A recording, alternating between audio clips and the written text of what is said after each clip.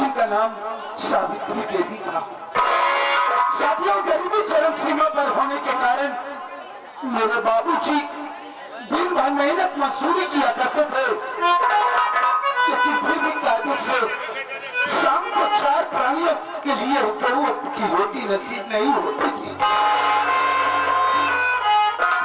एक दिन की बात है, बाबूजी काम पर से शाम को घर आए और मेरी माँ से कहने लगे, अरे वो कपड़ा,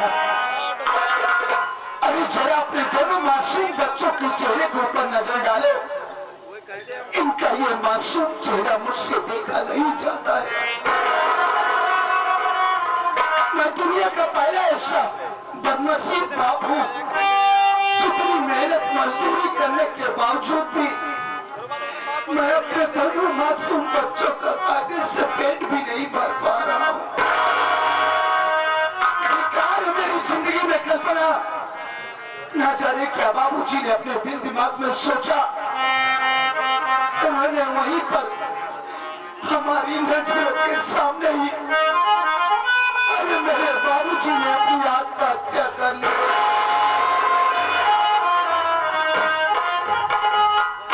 यह दृश्य देखकर मेरी माँ तो हैरान रह गई, दौड़कर बाबूजी की लाश से लिपट कर रोने लगी और अचानक उन्हें भी हार्ट अटैक आया और वो भी यह दुनिया छोड़कर हमेशा के लिए चल बसी। मैं और मेरी दूधी सावित्री बाबूजी और माँ की लाश से लिपट कर रोते रहे। अचानक न जाने क्या बात मेरी दीदी ने सोचा और वो भी मुझे वहीं तनहा अकेला रोता हुआ छोड़कर न जाने कहाँ चली गई। मेरी उम्र लगभग 8 वर्ष की थी। बाबूजी और माँ की लाश के पास बैठकर रो रहा था। गांव के कुछ लोग मेरे पास आए, उन्होंने कहा, बेटा शेखर मत, क्या करेगा बेटा, तेरी किस्मत में यही लिखा था वो हुआ बेटा, क्या करेगा, इस दुनिया में जो कोई आया है उसे एक न एक दिन तो जाना पड़ेगा बेटा। सब अभी हम गांव वाले हैं, तेरी सहायता जरूर करेंगे। गांव वालों की सहायता से किसी तरह बाबूजी और माँ का दाह संस्कार किया। उसके बाद साथी 8 वर्ष की उम्र में ही गांव वालों के साथ जाकर शहर में ही बेगाने का काम करने लगा।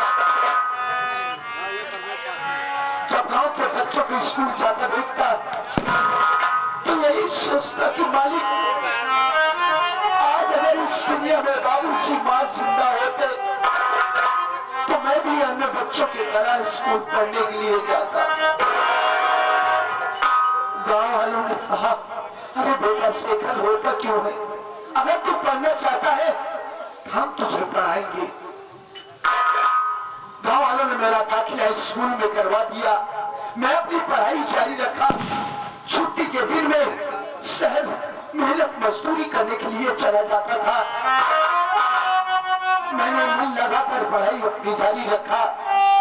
समय के साथ साथ धीरे धीरे वक्त गुजरता गया। साथी, मैं सयाना हुआ, यहाँ तक कि मैंने ग्रेजुएशन किया, ग्रेजुएट बना और न जाने कितने डिपार्टमेंट में मैंने ऑनलाइन ऑफलाइन फॉर्म अप्लाई किया नौकरी के लिए, लेकिन साथी मेरा नसीब भी कि नहीं, आज तक किसी विभाग में मुझे कोई नौकरी नहीं मिली।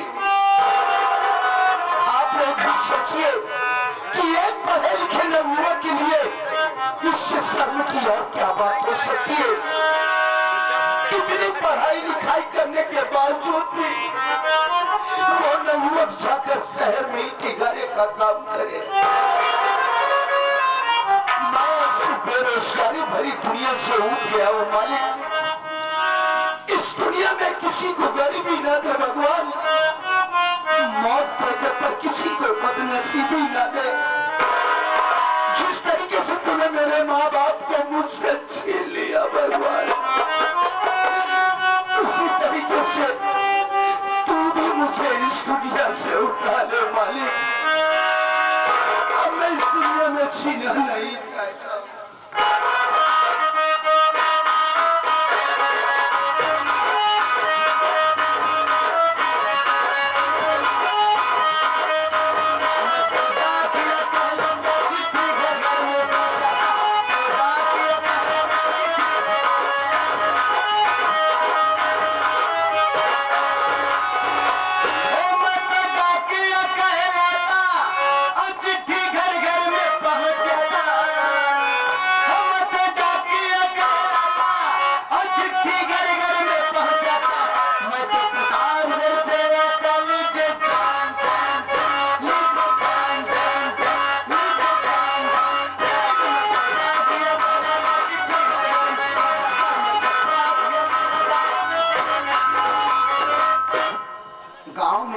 आया हूँ। सामने झोपड़ी भी दिखाई दे रही है, लेकिन झोपड़ी में कोई खोपड़ी नहीं दिखाई दे रही है। पता कैसे इसमें कौन रहता है? आवाज लगाता हूँ, जो कोई होगा जरूर बाहर आएगा। ए भैया, ए घर क्यों आया रे? क्या भाई घर में? अरे कौन लगा? गाँव में आग लगी है। सारे नारायण भाई ने घर से खाना गाँव में आग लगी है। अरे बाहर से ऐसी आवाज आई, मैं तो सोचा गाँव में कहीं आग लग गई। तुमने हमको चेपाना नहीं, आपको नहीं पहचाना। I am Pokemon. आज तक मैंने पोस्टमैन सुना था, पोकमैन आज पहली बार देख रहा हूँ। और सुना, पोस्टमैन छोटे पद भी होते हैं, पोकमैन बड़े पद भी होते हैं। ये बता तोरा नाम क्या है? साहब जी, हाँ, मेरा नाम तो शेखर कुमार है। अरे तू इसे कमवाई माँ क्यों साहब? आपके यहाँ कोई काम है क्या? हाँ, चला हमारे लेटरिंग खोदे के बाद साले जो किया है वही करेगा। ये बता, पुलिस विभाग की कोई वारंट निकली, फॉर्म डाला था क्या तू? साहब जी, पुलिस विभाग ही क्या, मैंने ना जाने कितने विभाग में साहब नौकरी के लिए आजमाइश किया, लेकिन आज तक किसी विभाग में मुझे कोई नौकरी नहीं मिली। तो बस सीधा सीधा वही सफाई कुर्मी वाला डाल देगा। सफाई कुर्मी नहीं साहब, सफाई कर्मी कहा जाता है। आप बिल्कुल ठीक कह रहे हैं। मैंने उस विभाग में भी जाकर आजमाइश किया था साहब, लेकिन मैं जिस अधिकारी के पास जाकर बात किया करता था, वो अधिकारी कोई 1 लाख कोई 2 लाख रुपए की मांग करता था साहब। आप भी सोचिए, मैं एक गरीब इंसान, मेहनत मजदूरी करने वाला, बिना रुपयों का इंतजाम मैं कहां से करता? ए बाबू, ये तेरे रोने के दिन गए रे बाबा, ये तेरे हंसने के दिन आ गए रे बाबा। आज पुलिस विभाग से बाहर चिटकी में चिटकी तो तुहार फुटाई भाई तो पता से पता बेमार फुटाईगा। अरे यार तुहार खड़ा आएगा, तुहार फटा हुआ फिर ये वाटी पाके से फाड़ दी जल्दी भगवत। अरे यार तुहार पुत्र आएगा। अच्छा तो तुहार बेटो आई वही सब यार बेटो के यार, तो मेरी शादी में मेरा पुत्र कहां से आ जाएगा? गवर्नमेंट के यहाँ से तेरा जॉब का लेटर आया है। जॉब का लेटर नहीं सर, ज्वाइनिंग लेटर कहा जाता है। हाँ भाई, ज्वाइनिंग लेटर आया है। सच में साहब? तो का सपना लगा। अरे चुप, पहले रोक कर बंद करो। सुबेरे सुबेरे रोना रोना हमको दिखाई दिया, पहले भूनी आओ पाओ जगह तुम्हारे जाओ ऐसा रोना रोना मुझे के मिली नहीं। रोबे तो लौटी हुआ नहीं हो कर दिया।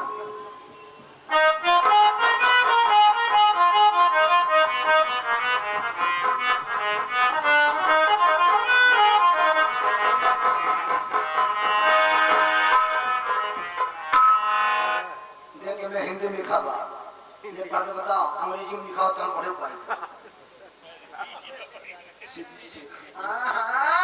अंदर वाला लिखा साहब,